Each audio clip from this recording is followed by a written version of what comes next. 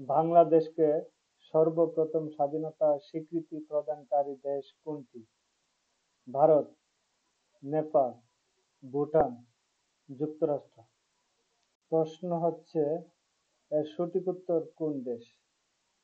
ভারত নাকি নেপাল নাকি ভুটান নাকি যুক্তরাষ্ট্র? এর সঠিক উত্তর হচ্ছে ভুটান।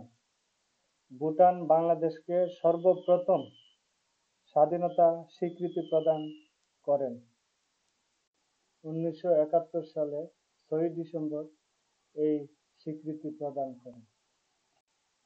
এরকম সুন্দর সুন্দর সাধারণ জ্ঞানের ভিডিও পেতে হলে like, share, comment and subscribe করুন। আল্লাহ আপনার মঙ্গল করুক। আল্লাহ আপনার প্রতি সহায় হোক।